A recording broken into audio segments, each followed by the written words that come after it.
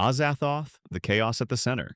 We kick off with Azathoth, the ultimate cosmic horror entity. This isn't a creature in the traditional sense. It's a primordial outer god, a blind, gibbering force at the universe's core. Imagine raw chaos incarnate. Azathoth doesn't think, it doesn't feel, it simply is. Facing it isn't about survival, it's about realizing how insignificant we are. Contact, or even comprehension, can shatter sanity. No motives, no morality, just pure, infinite entropy. In cosmic horror, Azathoth symbolizes existential dread on a scale humans can't even measure. It's the idea that all meaning is arbitrary and existence itself is indifferent. That absence of purpose is the true terror. Rendered in Lovecraft's Mythos, Azathoth sits at the center of everything, attended by mindless cosmic musicians, a horrifying absurdity beyond human scope. Key takeaway: Azathoth isn't a villain, it's a force, an endless storm of nihilistic dread. Our curiosity kills us simply by acknowledging its existence. Nyarlathotep, the crawling chaos. Nyarlathotep stands out among Lovecraft's Mythos, an active, malicious shapeshifter rather than a dormant god. He's often called the Crawling Chaos, a title earned for walking among humanity in deceptive guises, sometimes as an ancient pharaoh, sometimes a scientist, sometimes a faceless horror in the dark. Unlike other outer gods, Nyarlathotep chooses to manipulate, sow propaganda, and incite mass dread through public demonstrations of inexplicable power. He's the messenger and soul of Azathoth, relaying cosmic will but with full agency of his own. In the original story, Nyarlathotep, 1920, he tours cities with eldritch gadgets and horrifying vision shows. His spectators spiral into nightmares and collective hysteria, hinting at a collapsing reality around them. What makes Nyarlathotep uniquely terrifying is his cruel intelligence, his interest in human emotion and chaos. He craves psychological disruption more than outright destruction, and delights in our fear and confusion. The key insight: Nyarlathotep isn't distant cosmic force. He's intimately involved, deeply human in taint, yet horrifyingly alien. SCP-2317, the door to a broken god. Now we're diving into the SCP Foundation, a modern mythology brimming with cosmic nightmares. One of the most chilling, SCP-2317. Officially, it's a door to another world, but behind that door lies an apocalyptic god, chained in a dying dimension. 7 locks, 7 seals. If they break, this being, often dubbed the Scarlet King or a fractured Lovecraftian titan, will enter our reality and unmake everything. What's terrifying isn't just the god itself, but the Foundation's total uncertainty. Some believe the threat is long gone. Others insist the ritual containment is just keeping up appearances, and the seals are already breaking. SCP-2317 captures the true spirit of cosmic horror, a bleak, bureaucratic world trying to contain something it doesn't even comprehend. The entity is beyond description. It may not be evil. It may simply exist in a state so vast and alien that our entire universe is collateral damage. You don't fight it, you delay it, and pray that's enough. The Fisherman, Gods Beneath the Water, John Langan's. The Fisherman isn't about jump scares, it's about the slow, crushing realization that there are things in the deep, older than time, hungrier than death. At the heart of the story is Dare Fisher, a being tied to grief and forbidden resurrection. But it's not just one entity. There are ancient aquatic gods beneath the water, lingering just outside human perception, waiting to trade knowledge for soul-shattering consequences. These creatures don't roar, they whisper. They lure men with the promise of healing the unhealable, resurrecting dead children, curing despair. But their gifts are twisted, tainted. The Fisherman preys on mourning minds, pulling them into rituals that echo across dimensions. The real terror? You think you're casting a line into a river, but something is casting back from the void. These beings aren't evil, they're indifferent. They're so vast that human suffering is just another ripple in their current. And in Langan's world, even hope is bait. The Nightland, Watchers of the Eternal Dark. In the Nightland, the sun has died. Earth is a frozen husk wrapped in endless black, and the last of humanity huddles in a single fortified pyramid. But it's what lurks outside that defines its cosmic horror. Towering shapes called the Watchers stand in the distance. Massive, silent, unknowable. They never move, yet somehow you know they're aware of you, staring, waiting. They aren't gods in the traditional sense, but ancient entities that stretch across space and maybe even time. Some think they were always here. Others whisper they were drawn to the Earth's final heartbeat, feeding on the fear of extinction. What's worse, if you leave the sanctuary, their influence grows, not just physically, but psychically. They bend perception, twist your thoughts, make you forget what warmth felt like. The Nightland doesn't scream, it smothers. Its horrors don't chase you, they wait forever. Because in this world, light is mercy, and the dark belongs to them. Event Horizon, the ship that brought back hell. Event Horizon isn't just sci-fi, it's pure cosmic dread wrapped in metal. The ship disappears during an experimental faster-than-light jump, only to return wrong. Something else came back with it. Something not alive, not dead, but malevolent beyond comprehension. What the crew discovers isn't a ghost or alien, it's a gateway. The ship tore a hole into another dimension, but instead of hyperspace, it found a place that breaks minds, a realm of chaos, pain, and eternal torment. The horror here isn't in what you see, but what you feel. The ship is now sentient. It whispers to the crew, triggers hallucinations, resurrects traumas. And that dimension? It doesn't want to invade us. It wants us to invite it in. The horror grows not with screaming, but with silence. Disorientation, the unshakable sense that reality no longer belongs to you. The truth? There are places humans were never meant to touch, and Event Horizon shows what happens when we reach beyond the stars and grab hold of hell instead. The Whisperer in darkness, they took his brain. In the cold hills of Vermont, something ancient moves beneath the ground and between the stars. Lovecraft's The Whisperer in Darkness introduces us to the Mako, a race of alien beings from the distant planet Ghroth, probably Pluto. But these aren't the typical tentacled monstrosities. They're fungal, crustaceous, buzzing things that fly through space and harvest human brains. Not for food, for transport. They extract the brain, place it in a metallic cylinder, and ship it across galaxies. A living soul disconnected from its body, hurtling through blackness. The horror isn't that they kill, it's that they preserve, without care for consent or meaning. The Mego don't hate us, they just don't care. Their motives are completely alien. They speak in static, they mimic voices, they don't invade with war, they offer friendship, and then, without warning, they take. The scariest part? The protagonist never even sees one clearly. That's cosmic horror at its finest. The fear of what you almost understand but never truly will. The Croning, the old Leech never dies, Laird Barrons. The Croning unwraps its horror slowly, like a creeping infection you don't notice until it's too late. At the heart of this tale is the old Leech, a cosmic parasite that doesn't roar or conquer, it endures. It slithers through human history and whispers, cults, and secret bloodlines, shaping events without ever revealing its true form. Think less Cthulhu, more a web of ancient intelligence, feeding quietly on generations. What makes the old Leech terrifying isn't its appearance, it's that it exists in shadows, hiding behind folklore, lullabies, and false memories. You might hear its name in a forgotten rhyme. You might see its influence in your family's lineage. And by then, it's too late. The protagonist's life unravels not because of sudden horror, but because he was always inside it. Reality twists backwards. Time loops. Identity frays. The old Leech doesn't kill. It reclaims. It's not just a creature. It's the weight of hidden truths. Older than humanity and still watching. Always watching. Ghroth.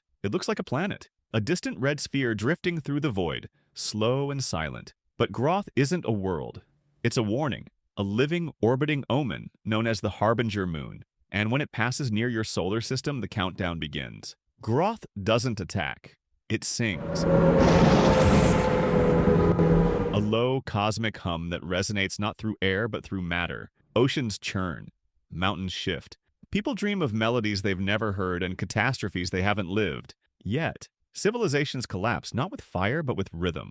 One by one. Slowly. Beautifully. As if reality itself is dancing to a tune only Ghroth can play. It doesn't come for you. It doesn't even know you exist. But that doesn't matter because when you hear the hum, in static, in dreams, in the silence between thoughts, you're already in its gravitational grip. You don't pray to Ghroth, you harmonize with it, and when your planet crumbles, you'll realize it wasn't punishment. It was just the next verse in its song.